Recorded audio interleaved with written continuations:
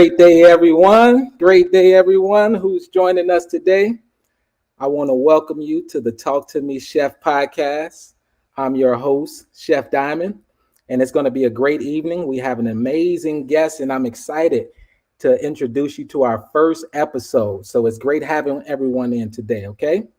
So as we get started, as I mentioned, I'm Chef Diamond.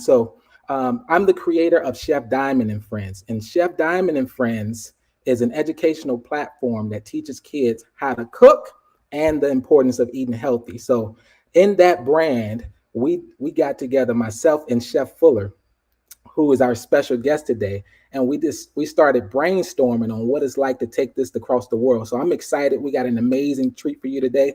And then also, as you can see, I have on my cool kid specs, right? So everyone's probably watching, wondering, what is that? What is going on with these glasses? So these glasses represent my young chef, Mila, right? So one of my young entrepreneurs who is in my culinary cooking club. And, I love supporting young entrepreneurs.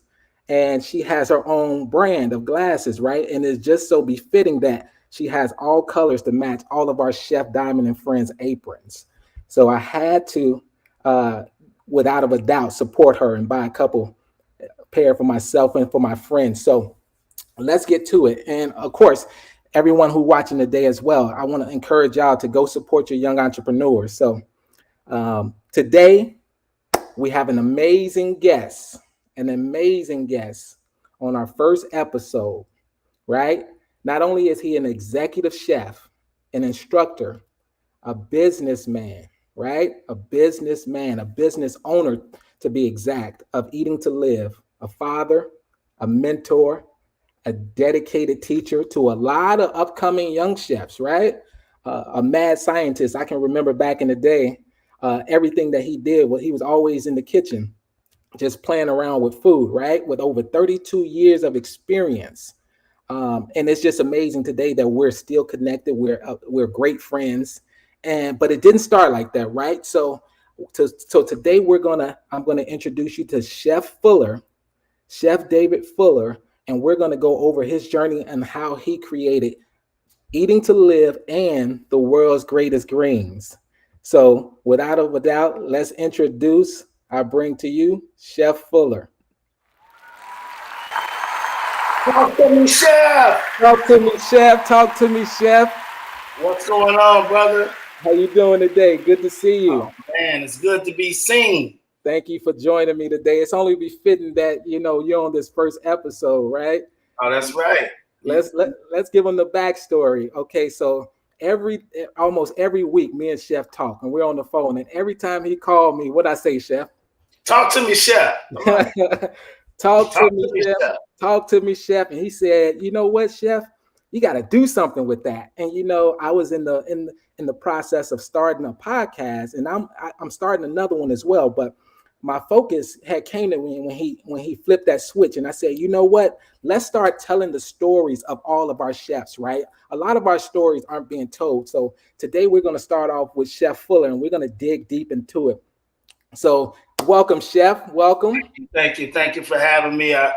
I feel very attached to your journey. We have a collective journey. That's just one example over the years how iron sharpens iron. We actually have seen that in plain sight. So I am very proud to be the first chef story that you tell to be the catalyst of all the other great examples of culinary creatives that we have, not only in our community, but in communities around the world, because this is a global brand. Definitely. First. Definitely. We're taking over the world. And we're just getting started, right? No matter, we've been at this for years. And what most people don't realize is that you got to have that energy to win, Chef. So let's take it back a little bit. Let's take it to the beginning. So how did it start, right? 32 years plus, you've had your hands in various areas of this industry, from teaching to catering to overall just food science in general. So where did it start from? Let's take it back. Well, it started from having a passion for food as a little kid. Grew up playing sports, loved basketball. I wasn't going to be an NBA player, but in the midst of doing normal kid things, one of my favorite passions was to, at the time, WTTW station public television in Chicago, they had cooking shows. This is before the Food Network. Okay. So Julia Child, chef, rest in peace. Justin Wilson, the Cajun cook, Yan Can cook. Had Asian content, and with everything else, I'd sneak away and be watching these cooking shows. And it really all crystallized to me. I love to go to the grocery store with my mom growing up and kind of being involved in the weekly meal planning. And then she, of course, started off teaching me how to cook. I had the best after school snacks and cheeseburgers. We grew up in an apartment. We didn't, how do you grill in the summertime? So we had the tabletop electric grills, and I just thought I was outside. So that was kind of organically how I started cooking, having a passion for food. And then when I was 15, my sophomore year in high school, my best friend growing up, his family were restaurateurs, and they opened up a Bonanza family restaurant in Chicago on the South Side, 8734 South Stony Island. He went to lab school. I went to St. Ignatius. We both got work permits, and we started at the grand opening of the Bonanza, which was totally unique for an urban area of Stony Island, a steakhouse on Stony Island. We started on Mother's Day, 1988. Both of us were busboy dishwashers. So I started at the bottom. I started at the bottom. Like most of us. Yeah. And that day we worked from open to close. And my mother can always tell the story when she came to pick us up. We just looked like we had been through the storm. But that was on that day, the excitement, the energy of the restaurant. I knew from that day that I wanted to be in the industry. Because of that, before that, I really didn't.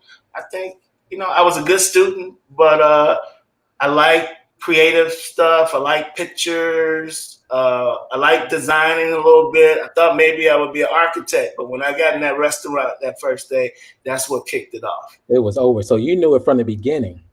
Knew it from the beginning. 15 years old, it hit me, and it hits people differently. It's all about exposure.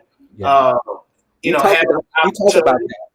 Yeah, being exposed to different things.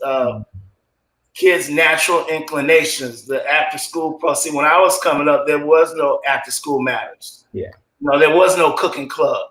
I went to a great schools, private Catholic high school. Nobody was talking about going into the food industry, at all. So my journey was kind of like, okay, well, I'm going to take the road less traveled.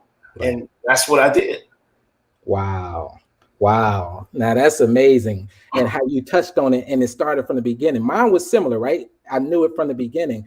And so let's walk through. So you had that passion from that beginning with your mother, right? Right. And walk through your educational journey, because it's one thing just to have access to working inside of a kitchen. So how did you expand upon that throughout your educational journey? Well, from that first experience, it kind of crystallized. So for the next couple of years, I worked in the restaurant at various different positions, going to do the salad bar prep. One of the rites of passage while I was a busboy was to ask the cooks if I could, work on the line for the first half hour of lunch and make my own lunch. So I'm meticulously learning how to cross-hatch burgers and chicken sandwiches. And I take a couple orders, I fix my food, and then, characteristically, if it starts to get busy, okay, go back to wash some dishes thing.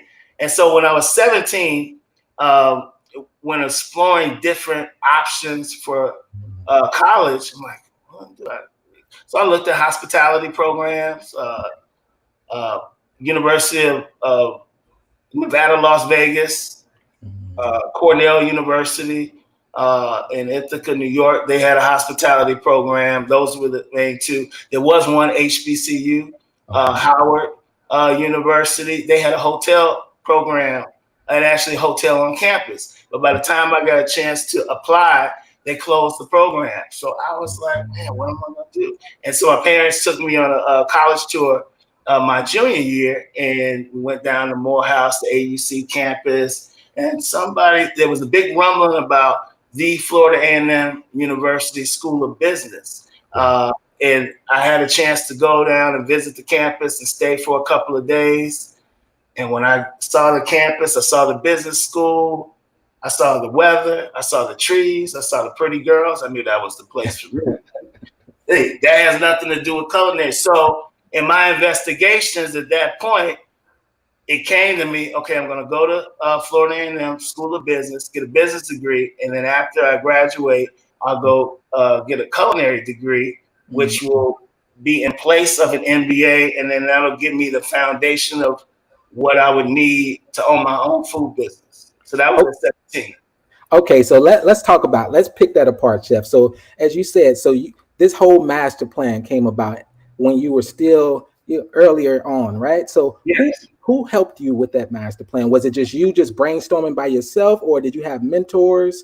At that time, it was basically me and my dream by myself, because nobody was interested in going into the food business. I didn't know any professional chefs. I mean, I had great cooks in the village and in my family, which were inspirations to me, but it was sort of like, me being in the college counseling office in high school, just trying to find programs directed to food, and then started directed to business. And, I got the revelation that this is my path. Now, all the stuff in between, it didn't come. You have to go through the journey. But the initial starting point at 17, once I came back from visiting Florida A&M, that was going to prepare me to, be my own boss. Now, that was another part of the journey. I wanted to be self-determined. Okay. That was the thing. So when people ask you, what do you want to do? You want to open a restaurant? You want thing? And it kind of puts you into a box, or people try to put you into a box. But I never really conformed to that, because a lot of my passions wasn't. I was like, I just don't want to be sitting in a restaurant as an owner or operator per se. Yes, I would like to invest and own and be an owner in restaurants, but that's not the goal. So that's not self-determination and freedom was the goal, and connecting it to my craft, which, we're doing today. Right. So we're 32 years later from that, when it crystallized at 17 years old. Well, we'll have to connect on those dots too, because I know earlier on, I knew from the beginning, but then I had a mentor that poured into me as well, who said, don't put all your eggs in one basket, Mr. Muhammad, of course. Right. And he opened my eyes to that, exactly what you just said, the difference between being a chef and being a business owner. So that's great that you had that mindset at that age. So walk me through, you're graduating college, right? So what does that look like? Yeah, graduating college, basically everything. Completed a few internships. My last internship senior year was with Chili's Grill and Bar under Brinker International out in Skokie, Illinois in 1995. So that was my last internship before graduating. Graduated in December of 95, had an offer right out of school to work with Darden Restaurants and Red Lobster, right out of school. And that's when it got real, Chef. Wow. That's what the thing.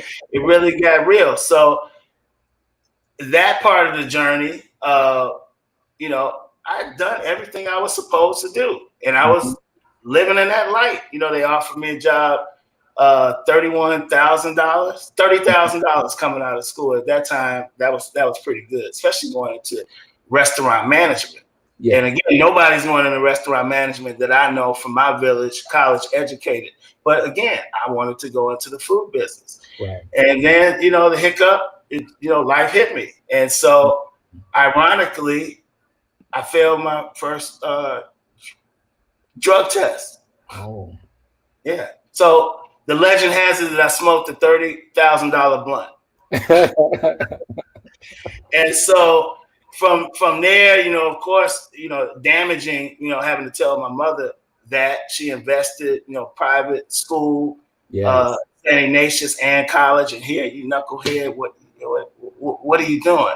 So Right. that kind of sped up the maturation process of what I had to go through over the next 10 to 15 years to really master myself, to Right. be able to master my craft, which is something that's the individual journey where you have to learn, explore. I come from a great village, but until you master yourself, you won't be able to master any discipline. Right. So, I ended up actually my first job, I pivoted and I ended up selling postage meters with Pitney Bowes. It's Mm. my first job. And so, but I had an opportunity for outside sales to have some transferable skills in that.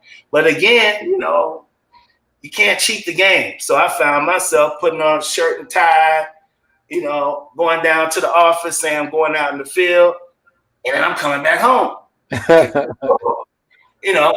Cheating myself. And so about that can only last so long in a sales environment. I don't know if you've seen the movie Glenn Ross. It's Yeah. a Yeah. famous sales movie that everybody in sales and business definitely needs to see. But when those numbers on those boards and you gotta at the bottom of perform. the totem pole, you're not performing, there Yeah. are no excuses.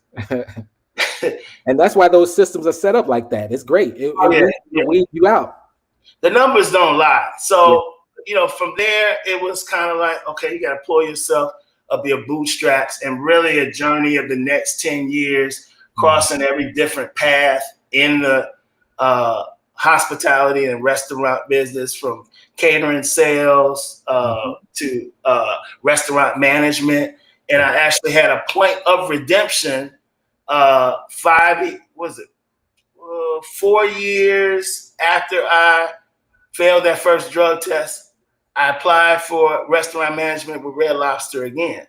And so, of course, I knew what to say, well-versed mentors and human resources. And of course, Florida A&M School of Business really gave you, especially when you talk about interviewing skills, where when I was coming out of college going on interview, it'd be like me interviewing the person, the hiring manager, because we were just so taught to be so well prepared, have research questions, researching not only the company but the industry and looking beyond. So I would always able to separate myself and always be able to get another position. And just something told me like, you need to go back and apply for Red Lobster. Saw Red Lobster was looking for managers, and I got to the second interview, and it was hiring time, and something told me just to be honest and tell the truth. Yeah. And I told the hiring manager that, I failed the drug test coming out of college. I'd like to have another opportunity. Things happen when you're young. And he was like, you know what?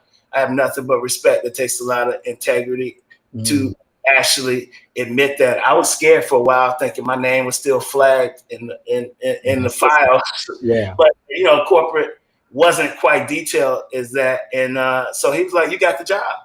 Awesome. So let's unpack that really quickly too, Chef. So you mentioned the part where you failed the drug test, right? Yes, sir. So currently you're overseeing a lot of youth, of course. How do you inspire them and encourage them to down better paths right now, of course?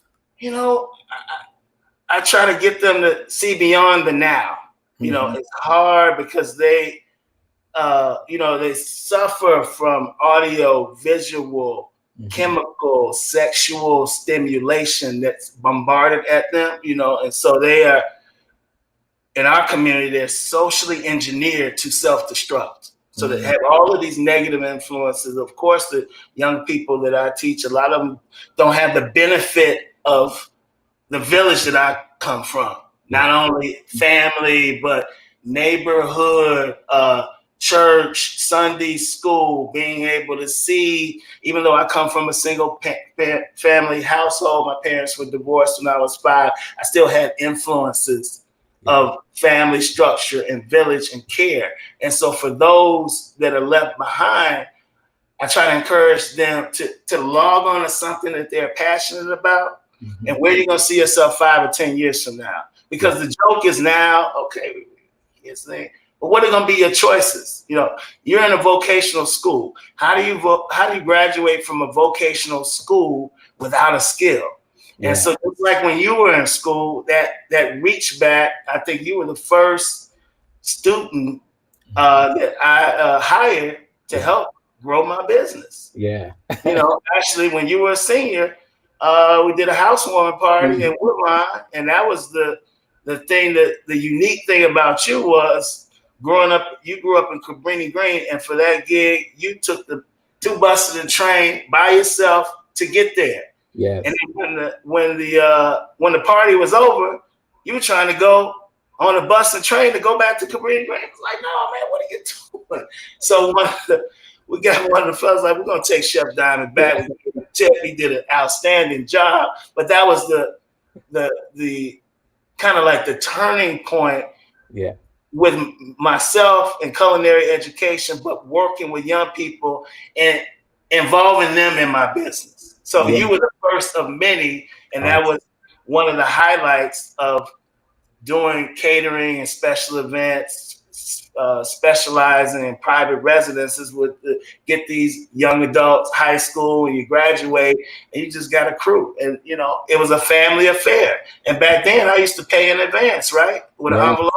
Before it makes the difference, too.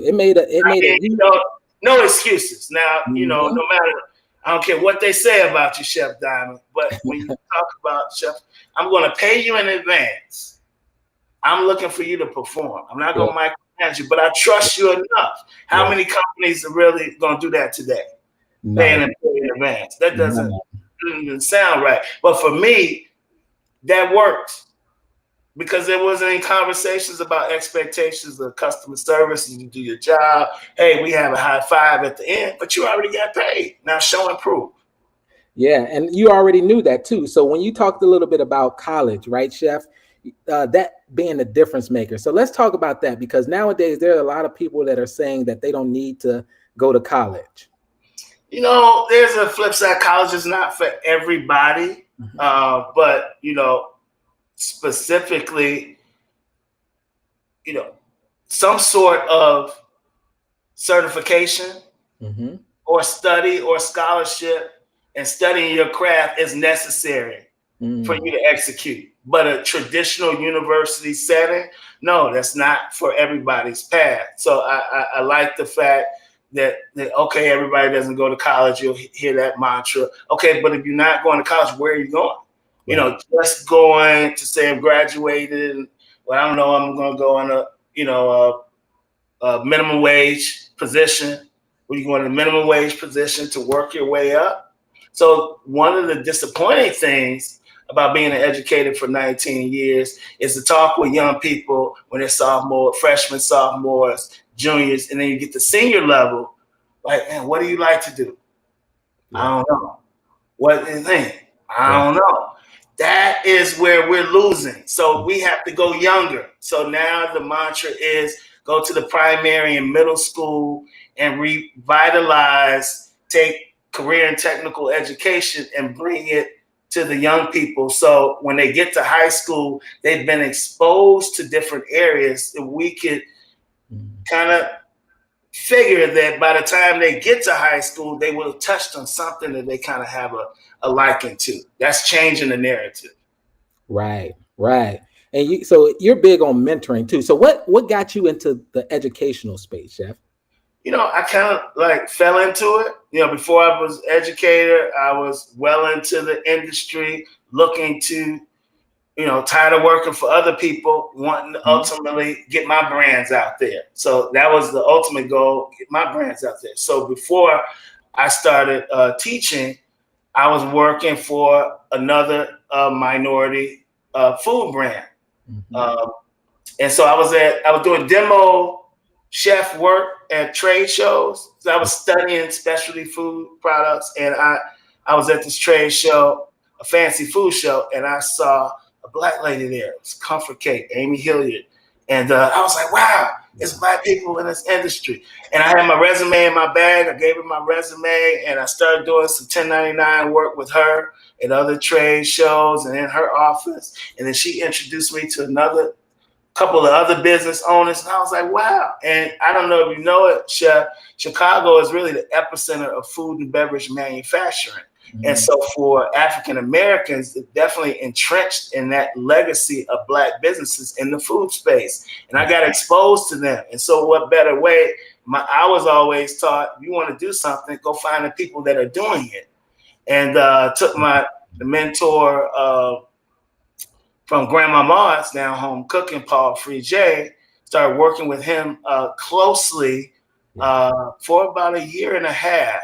And I was doing some public speaking, working for some 1099 work for Miss Claudia Phillips. She had a food service consulting business. Mm-hmm. So I actually was doing cooking workshops at the CoMed Center in Kenwood.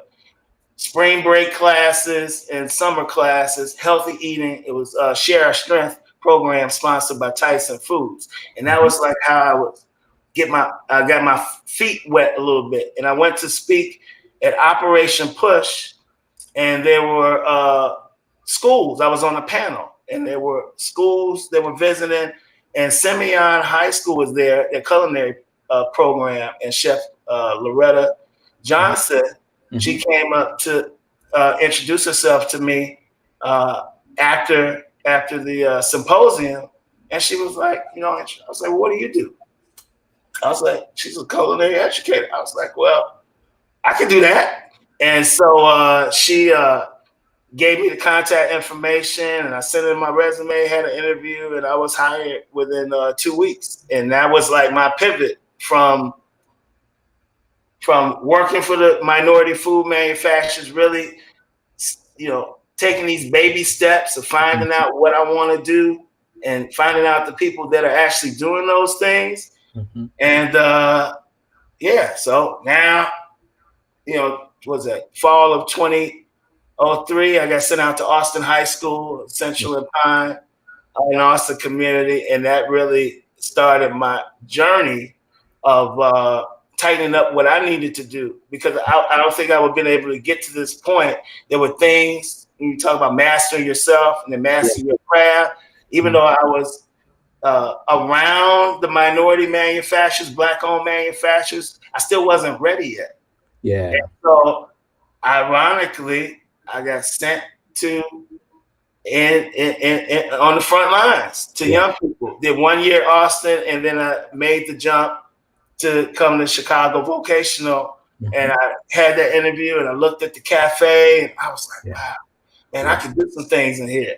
And so that's how this last 18 years of being at CBS and working on the business, but working on people and building human capital, which you're a part of that. And that really is my point of differentiation in my business, is the people that I've worked with that helped to build me, but now I work for you too, Chef. You know what I mean? Hey, right here. Anybody you need, Chef Diamond and Friends, child safety knives, to start off with kids and cooking. So with my discount code, I'm able to create an income stream for myself. Discount code Eating to Live for anybody listening, because that's back to me, because I'm a salesman first. And so that's an honor to be able to inspire, to be a part of that journey, and to be able to work for you in all humility is kind of a part of what, makes this all worth it. Yeah, I love it. And that's that teamwork, right? We built that, not only just that teamwork, just that friendship, right? So we talk almost every week. And you touched on something that, because in the past, Chef, you talk about food manufacturing, right? And then you talk about your journey out of that into the school system. So let's talk about right now, right? So you have that experience on food manufacturing, and then you're leveraging the time that you're taking to build human capital in order to build Eating to Live in your entire brand. So how did you navigate that? Well, it was like, all right, everybody's catering, everybody's doing something. doing events. Man, I tried everything. Popcorn vending machines. I convinced my mother to co-sign on a popcorn vending machine. We put it at a car dealership, Nissan, out in Matson and Lincoln Highway. I tried popsicles, cotton candy popsicles. Bought a couple $100 worth of that, but I'm going to sell it in the summertime on the lake, cotton candy. That didn't work out.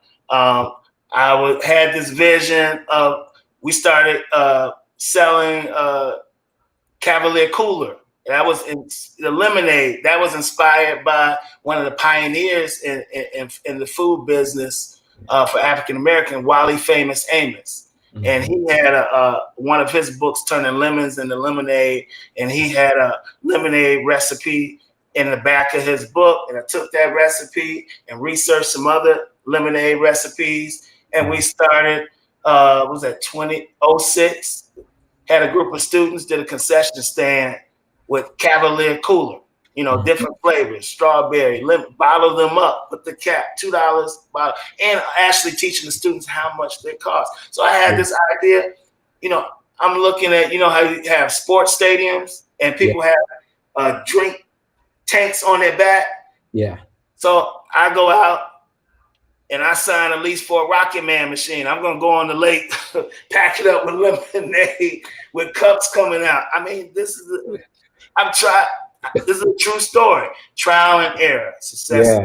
What really was all about, what do I do good? What am I good at? Which ended up being comfort food on the stove. So I like to tell young people, find the lane and stay in it.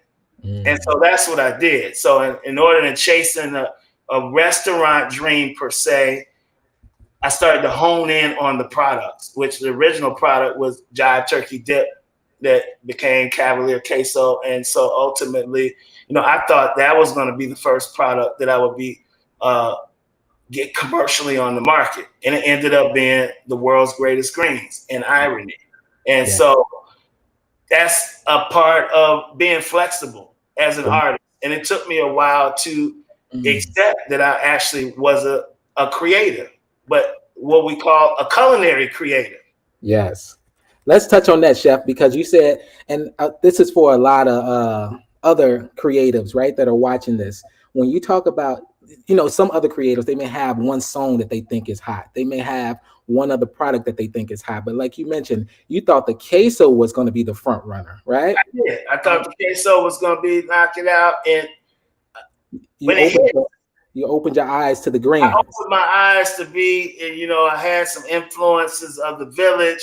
And it was like, keep working on your craft. When you get to about 10 dishes that, man, where people taste it like, man, And so that, again, I have a passion for outstanding food, and hospitality. I love to entertain. But those dishes, what are your signature dishes? And once I started working on stuff and got up to about 10, it was at the same time that I had an opportunity to present some dishes for Whole Foods in 2015. And it was like ready, the preparation had been done. The focus was there. Right. And then when the opportunity came, I think at that time, I presented about 7 different comfort foods, dishes, and they loved everything. But the most practical for distribution was the greens. Start out the cousins, collard greens mixed with cabbage, our favorite cousins. And one unique thing about that fit with Whole Foods, I had done the research before the tasting, and Whole Foods had greens, but on the hot bars, they had a whole bunch of ham hocks in the greens, and the people were eating the greens and taking the ham hocks out of the greens. So I already had my formulation based with turkey, smoked turkey. Right. And then I had one customer, family in the village, for the holiday season, that ordered the vegan version of the greens. So I used, I switched, no meat or anything, using a vegetable stock. And so something told me, like, no, with these greens, you've done the research. When you present the vegan version. And so that was the ticket to my foray into distribution were those greens. So I got my first purchase order in February of 2016 after having a tasting in January of 2015. So that's what people don't understand. Right. There are levels to it, but the selling cycles are about a year. Right. From when you have your first presentation to when you get your first purchase order and shipment and delivery and your first check. So it takes a while. So like as you talking about, Chef, it brings back to my journey. And I'm talking about the process, right? So you just talked a little bit about loving the process, right? So because it seems like you had to go through that process and waiting. So how did you navigate that? A patience. I went through some, when we say some elements of who you're spending your time with. Yeah. And I can look back and reflect when there's certain periods of time when I was spending time with certain people, I was kind of stagnant. And I also wasn't meeting the type of people that would enhance me. Yeah. When you say when you're the smartest person in the room, you need to find another room. And so when you're mastering yourself and having that patience and getting it takes those failures. Yes. You have to be baptized by some fire. A lot of people don't have the intestinal fortitude to take those no's. But we're talking about transferable skills. So when I go back to selling postage meters, cold calling, we don't want that. What are you talking about? Ain't nobody said. You got to be able to handle rejection. But there has to be something inside of you that said, I'm going to keep going. I'm going to keep trying.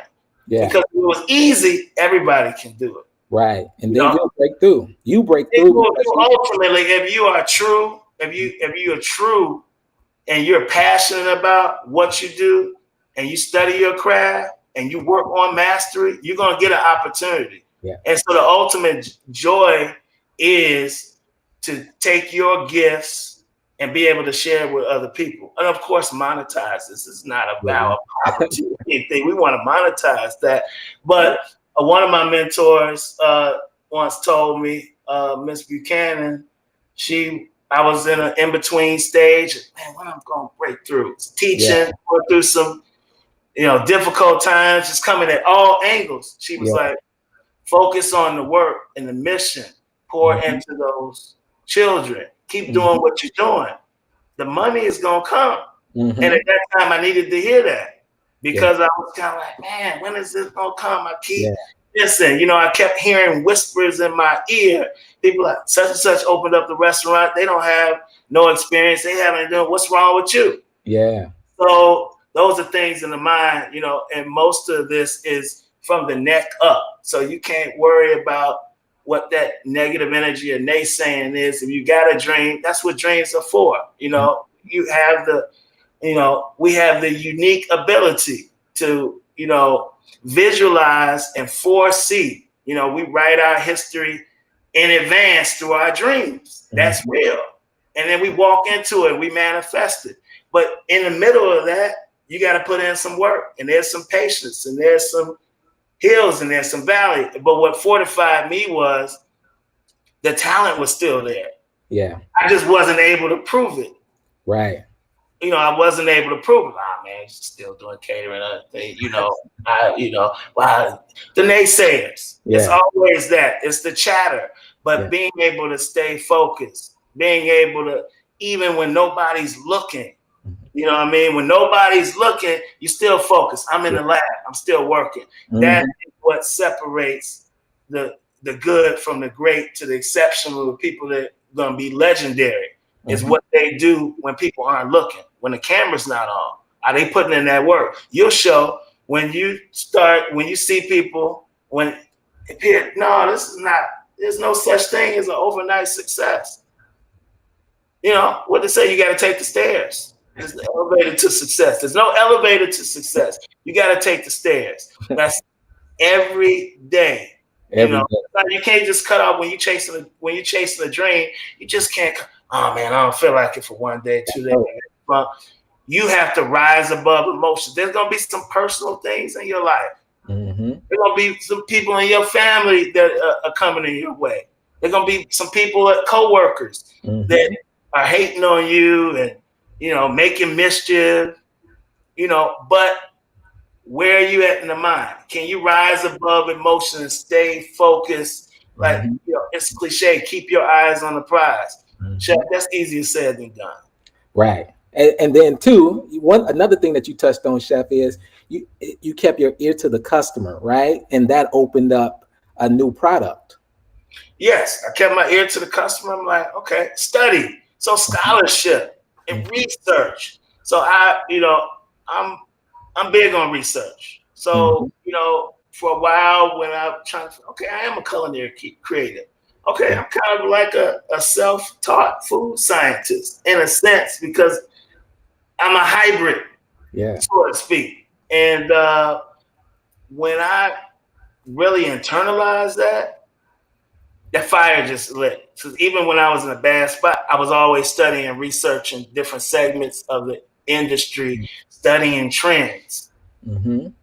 5-10 years out, studying what the major corporations are studying, trying to see where Mm-hmm. they're going. I studied home meal replacement 15 years ago when it was just starting in local stores like Dominic's, and this is before hot bars even came out. What did it think that people would have packaged prepared foods that you would get a meal to go and heat it up, pop it in your microwave, and then you have the advent of the grocery store that looks like a restaurant now in their prepared food section. And so that was really my entry point to commercialization, because even though the world's greatest greens are a food service product in itself, packed 6 5-pound bags, so a 30-pound case, Right. started off in a retail environment. Mm-hmm. But some of these grocery stores, they rival quick service restaurants in sales on a daily basis. They're competing with restaurants with their offering. So now we turn the page from 6 years of proven sales in the retail environment with Whole Foods, Mariano's, and now currently Jewel Osco. We're ready to offer the world's greatest greens to food service. Yeah.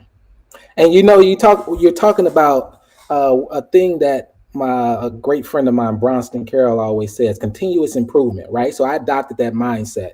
Okay. And it seems like right now what you're saying is once you entered into that arena, right, and you saw that there was a need and that you can put your greens on a hot bar, you still kept your eyes open because you have more than one different product, correct? Yeah, And we have more than one different product. So I kind of see what else can we commercialize as we see these greens. And so quite honestly, okay, we had 2 SKUs starting off in Whole Foods. We had the Cousins, and then we had a Southern Kale. Okay, Mariano's wanted a different version. So we had what I call a migration mix: mustard, turnips, collards, and kale. That's my favorite combination. And then we moved to Jewel Osco, and they wanted something totally different because they wanted an air of exclusivity for their, each retailer. We want something different. So that's where collards and kale were born from the Jewel's relationship. So total, we have 8 SKUs of greens total. And from that, we developed a value line of each SKU using chopped and frozen greens and cooking them and seasoning them at a lower price point that would hit touch points at other operators in food service channels. right, with still keeping that same great flavor as well too. The same formulation. We're just giving you an option A or option B. We want to sell to everybody. We want to sell to everybody. Let's talk about the business, Chef. So, like you said, so you're getting into manufacturing, and it's kind of tough for a lot of businesses starting up, especially small businesses, and within our community, right? So, well, what helped you, or what inspired you to take that step? And did you take it alone? And how did you navigate? Did you go to a bank? For me, I went and visited a bank, and I sat down with a banker. That was my first. I've come, from FAMU strong network, School of Business and Industry. One of my classmates, and also he's a mentor, Steve Hall. He was a banker, and he, had been watching my journey. And at the time, he worked with a micro lender, Axiom. And so in 2012, I started my LLC in September of 2012. And he suggested Axiom with all the micro lending and small business services. And so I got my first my small business credit builder loan for $1,000. I mean, we don't appeal to traditional banks.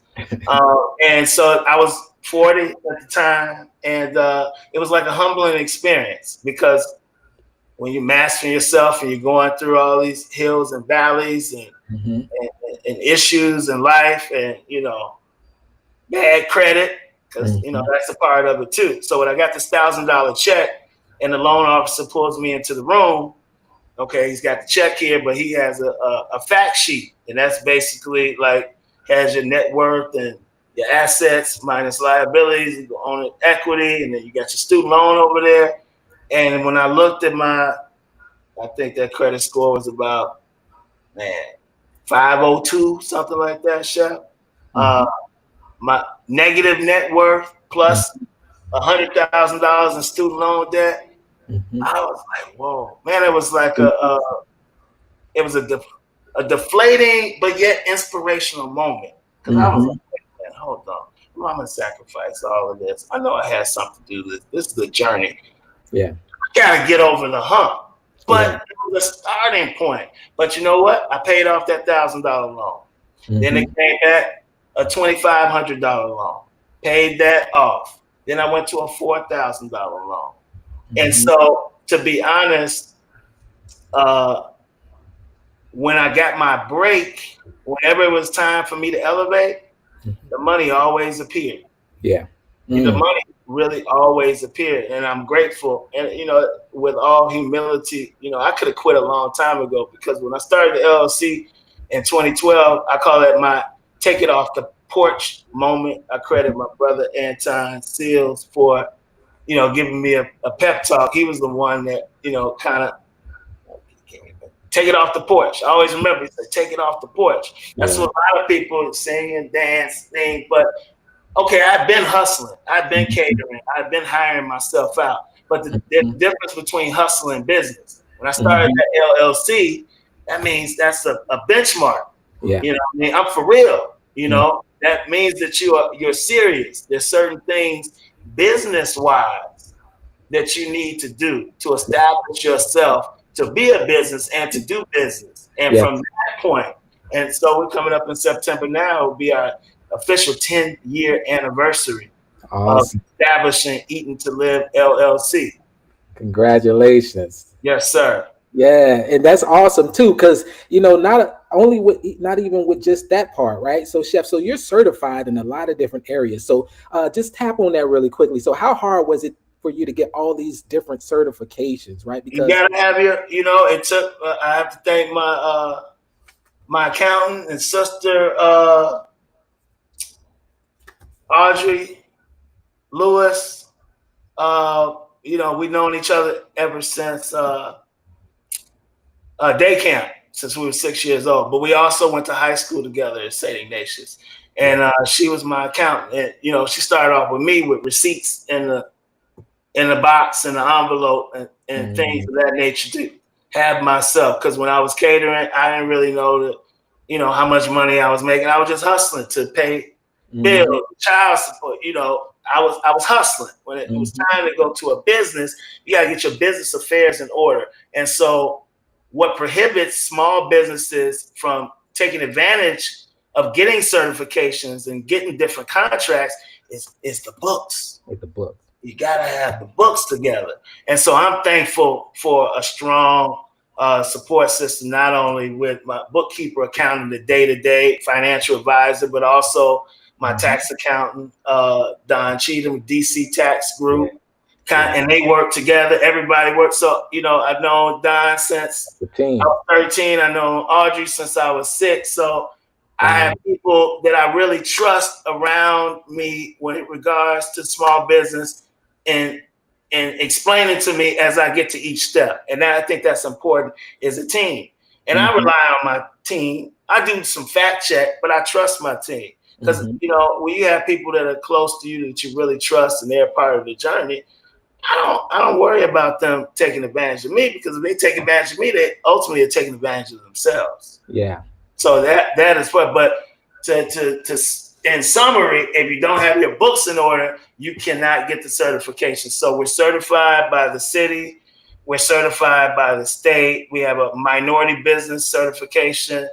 We're MBE certified. We also ACDB certified for airport concessions. And one thing I do want to add, Chef, is that just because you get certifications does that not mean you're automatically going to get some contract or some business from that. Yes. But when you get to certain levels, you can't get the business unless you got certifications. That's just how it goes. Yes. That's true. And that's the gate, that's the gatekeeper right there. So they keep you out. You never will be able to get your foot in the door unless you get your books in order. And, sometimes there's, different way you're paying payroll in cash. You're not doing this. You're not keeping up with what you need to do. And ultimately, you need that to legitimize your business if you want to play on a high level. Correct. If you want to play with the big boys, as you said, if you want to play with the big boys, you got to have your affairs in order. It's nothing wrong with being small, but man, you gotta see that. You gotta govern yourself accordingly, as they say. Definitely. And then, like you said, playing with the big boys. So up and coming this month, I know that you're entering the NRA show, right? For the first time. Let's talk about it. First time. So, 25 years ago, when I was a culinary student at the Cooking and Hospitality Institute, they had student rates. That was the first time I heard about a restaurant show. Man, I got on that show floor and my eyes lit up. I was like, wow. Like, it was food heaven. So literally for the first 2-3 years attending the show, I walked every aisle back and forth. Every aisle of the show. I literally have every sales sheet, booklet, information going back to 25 years that I attended the show. Wow. Everything. I mean, because really, part of my superpower and competitive advantage is being well researched. So, and that was just something that was innate in me. So this inspiration of seeing that show 25 years ago, and then once I started teaching, taking young people with the ProStart Illinois Restaurant Association had a program that allowed culinary students to come. They'd have a symposium when they first got there, and then we go to the show floor.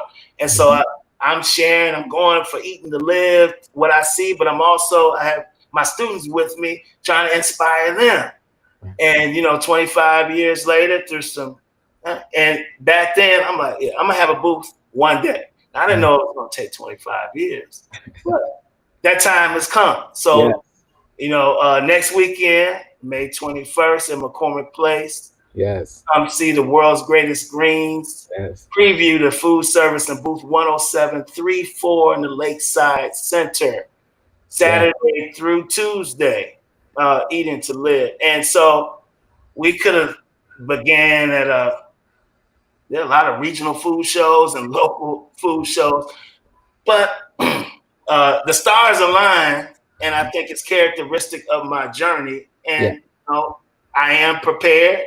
I'm not coming by myself. We're gonna I will be there. I can't wait to get there. So we got some of the soldiers coming out, and I think that, and we also have this year's group of seniors that are coming on a field trip to the show. So I think that full circle moment in the journey with myself, you, Chef Naya, Chef Mallory, Larry's coming out, Chef Wonderful is coming out, and then you got the new young people. Yes. And it's inspirational to be able to live a dream. Yes. In plain sight, back from stuff that you visualized 20, 30 years ago and see them coming to pass. It's better than any reward you could ever get from anybody recognizing you, saying you did X, Y, and Z,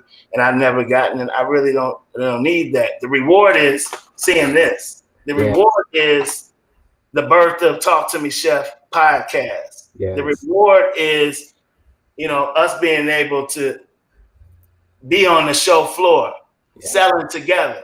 Yes. Taking it to the next step, like you said, taking over the world. So going from being to live as a regional supplier, morphing into a national supplier with multiple customers and food service in different segments of the industry, and to build capacity so that I can increase my human capital, hire more of my former students full time to build the business. So we got something box, okay, I'm not a one-man show, but how do we teach young people to create jobs? That's the thing. Okay, you're an entrepreneur. People, I'm a millionaire. All right, you're a millionaire. Outside of your village and your family, how many millionaires did you produce? Yes. That's the real question. That's the real question. So I'm thankful, Chef. I'm humble. I just want to tell all the young chefs out there to keep working. If they got a dream, you got to work on it. There's no cookie cutter. There's no shortcuts to success. And they got to stay humble. I see a lot of chest beating on the internet where people, I'm this, I'm that. I'm not really into that. I was always taught when you're good, you promote yourself, start off with friends and family. When you think you're good at something, you tell other people. But when you become great, they're going to tell you. You don't have to say anything. Right. So what does the future look like, Chef? Woo, the future.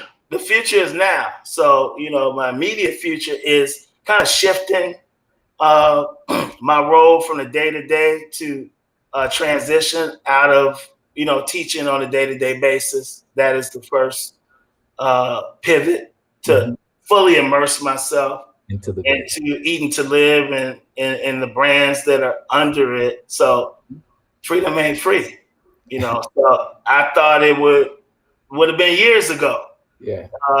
About 10 years ago, I had a student went out. I just didn't have it. I was trying to teach culinary math, Chef. And one of my students, I'm not going to say her name, I'm not going to put a name in the street, but she was like, Chef Fuller. I said, what, Ashley? I was kind of had an attitude. It was a long day. Kids were getting on my nerves. She was like, you're going to be here for the rest of your life teaching at CBS. Ooh. I was like, man, why you say that about me? And I thought about that. I'm like, she don't believe in me. If I ever get to the point where I'm just going through the motions, I can't be here anymore. So, no, I won't do that. But that portion is coming to an end. So I look forward to the show being able to generate enough business. So walking off the cliff, we want to make a great effort to make it next school year to year 20. And then I plan to kind of shift into a half day rolling and then out after that. So I want to make the 20 do the 20 piece for pension purposes. I made it this long. I mean, first to the pandemic, it's just a few pennies, but I want to be able to do that. I can do that, but also I want to leave the program in good hands and transition, and not just say, okay, I'm out. I think, I spent more than 40% of my life doing this and this part of the journey. So, it means something to me, and I'd like to leave it in a better position than when I got the baton. Yeah, that's awesome. So in this very moment, if there's any questions, y'all can put them in the chat. And while that's happening, Chef, I just want to say, I greatly appreciate you and I love you. And everything that we've done together has been amazing. I'm enjoying this journey, and it's great watching it front row seat, right? Hey, man, in real time, you, brother. It's like when you're living in a dream, it's different. I want, and you can share that same thing. When you live in a dream, when you already, and it keeps going. Yeah. Let's stop. Now it changes. Now Yeah. I've gotten older, physically demanding. You ask me, Chef, you don't have a chair? I said, man, I stand on my feet all day. My hands are bad. I got carpal tunnel in the right hand, arthritis in the left hand. I would not wear my braces, but so that's being intentional. Yeah. You know, that's from years of catering and lifting and chopping and going hard, but also demonstrating during the day, you know, at school, but also offsite working for my own business, and it has taken a toll. So you got to listen to your body. You got to say, hey, well, wait a minute.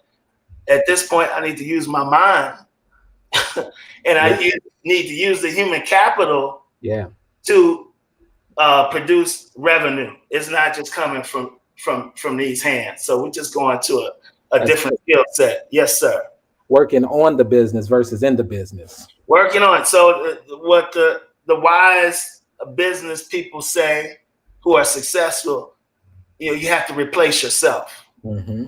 And once you replace yourself, then you see growth and scale. Mm-hmm. You can only be a one-man band operation for so long if you want to scale. And so we have some help. We're going to put them to use. We're going to have a great show, plenty of contacts, plenty of new customers. And I can't wait to, you know, follow to get on the show floor with you, but also with this platform, because we got to get one of those chefs on the show floor to be a Talk to Me Chef live at the NRA show. Chef live. Yeah, Chef. So any final words? Man. One thing I would say, you know, just believe in yourself. To all the young culinarians and people that have a passion for this industry, stay humble, be grateful. One thing that keeps me grounded is that I will share. I didn't give my gifts to myself. And so the gifts that I'm blessed with, I was blessed to bless other people. And so it becomes a gift that keeps on giving, in all humility. Just think about that. You didn't give your gifts to yourself.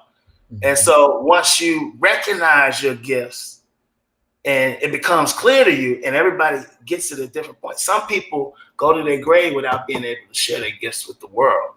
But once you have that assignment, I mean, it's like it called me. I didn't call it. It called me. And so what am I going to do with all these multitude of gifts that I have? Is to pour into other people.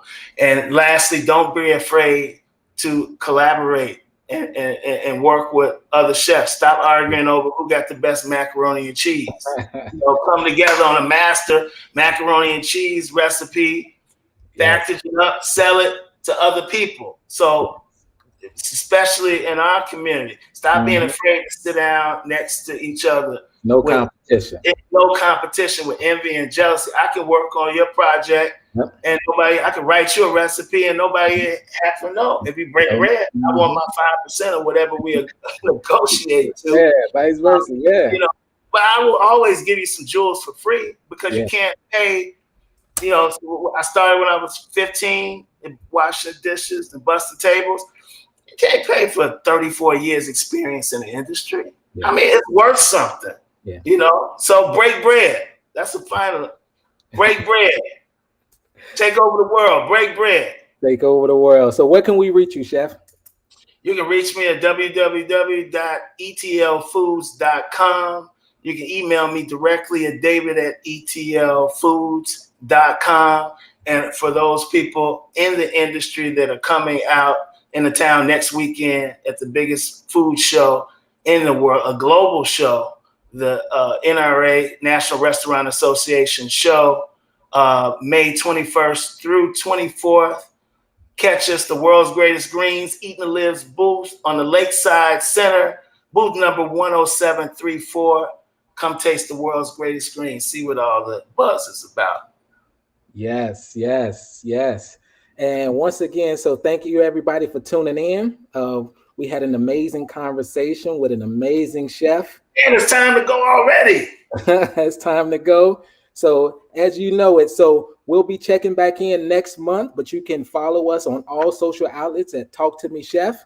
And you can also visit www.talktomechef.com and sign up for our mailing list so we can keep you updated. And don't forget, like Chef said, go grab your knives. Chef Diamond and Friends for the young chefs, and register for our culinary cooking club at chefdiamondandfriends.com. So thank you all again. And I'm Chef Diamond. This is Chef Fuller.